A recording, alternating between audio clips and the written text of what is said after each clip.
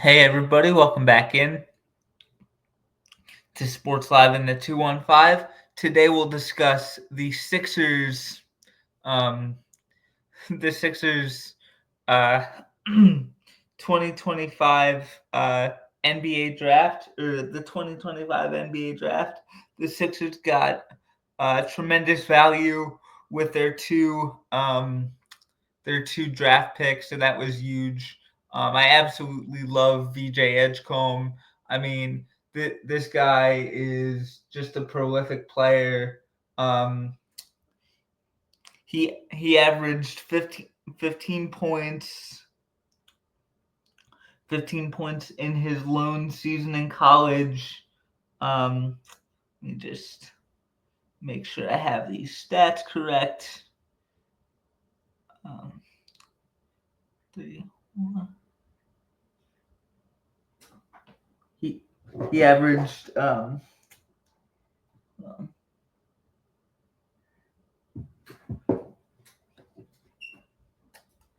15 points, 5 rebounds, um, and 3.2 assists with almost a 44% field goal percentage.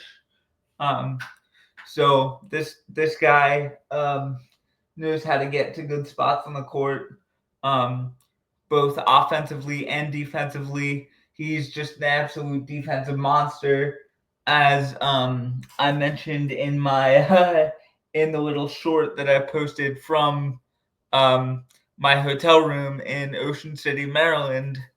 Um, yeah, so I, I I just think this guy is gonna be just an absolute menace, especially on the defensive side of the ball. Um, he's just an absolute bulldog. He competes. Um, he was absolutely incredible in his lone season in the Big 12, which the Big 12 is just absolutely no slouch of a conference. They can certainly bring it, and VJ definitely brought it. Hearing his story on draft night about how his family had power from a generator for 7 years. Um, so this guy is just an absolute grinder. He gives me very big Jimmy Butler vibes, and one of the problems with the Sixers roster last year is they didn't have enough hungry guys. They had a lot of guys who were um who were old and kind of proverbially like fat off their contracts a little bit, and yeah, getting a guy like a VJ Edgecombe who performed quite admirably at the Big 12 level is very, very big for the Sixers. Um, I just can't say um, enough about the job Daryl Morey, Elton Brand,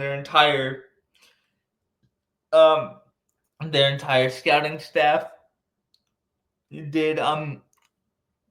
I know I mentioned this in the short that I posted on uh um Wednesday. That's when the first round of the draft was. Yeah, obviously um it's so nice to have a summer free of Ace Bailey drama. Um this just feels really good. I mean, um like that guy having only a select few number of teams who he would work out for. He just screams, I, I'm I'm already bigger than the NBA. Um, I had I had one good season in college basketball, and I'm better than the NBA.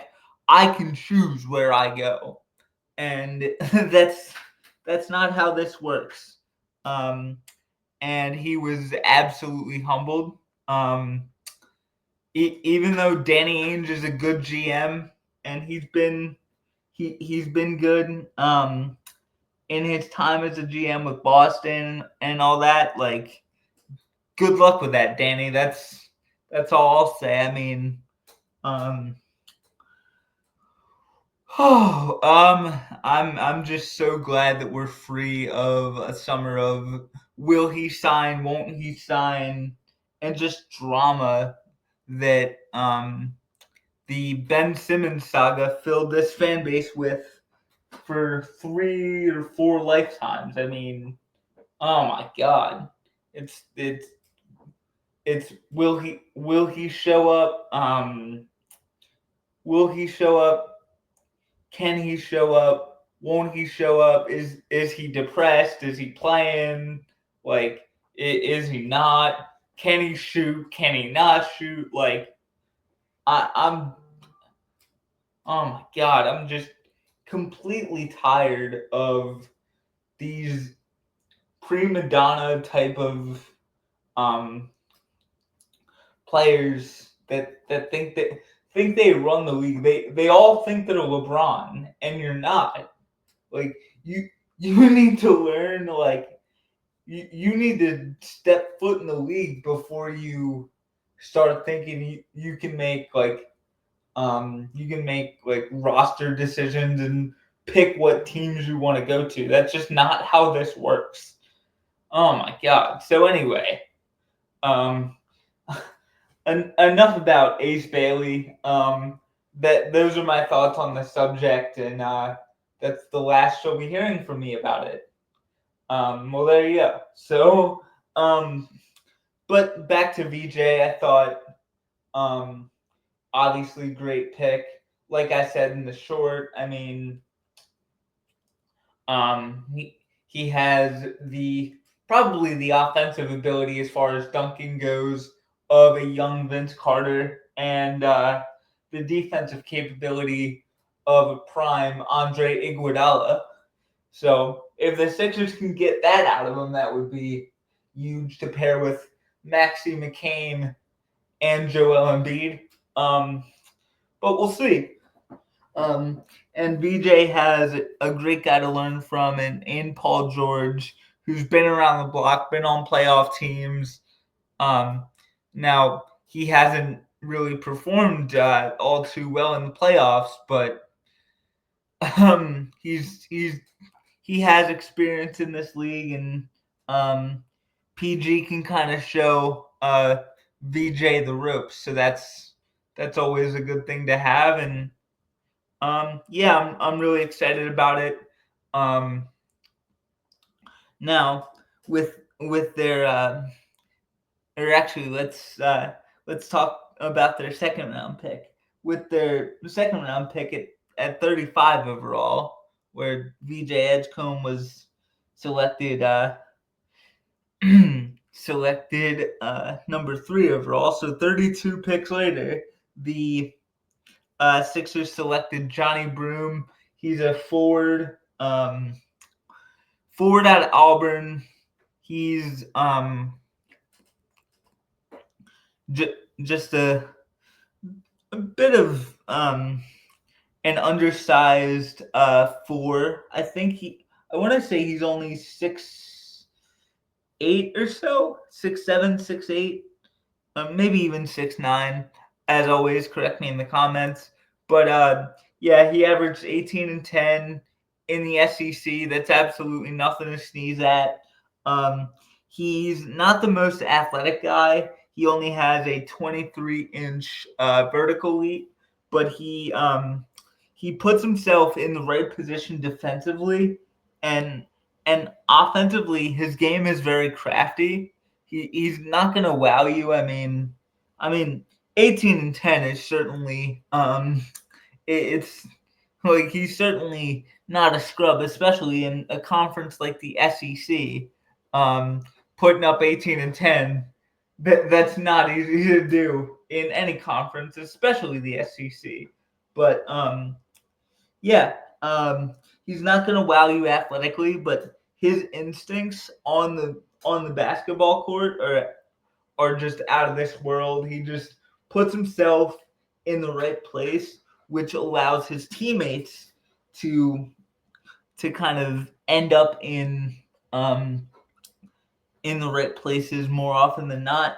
And if they're ever not in the right place, his defensive ability can kind of cover up for those shortcomings. And one of the things this team sorely lacked was kind of depth off the bench. I mean, I know Quentin Grimes had a good season, but we really didn't have a whole lot of depth outside of Jared McCain. So yeah, the Sixers got some good depth in Johni Broome, and to start the year, good depth in VJ Edgecombe. So yeah, I think it was a tremendous draft for the Sixers, and we'll see how this can kind of this all shakes out in the coming years. So I'm really excited with what they did. Yeah, it's gonna be fun to see how it shakes out. That's for sure. Real quick programming note. I'll have 2 more videos out today. One video covering the NHL draft. I'll cover the Flyers first round. And then I'll have a video covering the Phillies like most recent stretch. All right, with that being said, thank you guys so much for watching this, and as always, go Sixers. It's good to be back, everybody.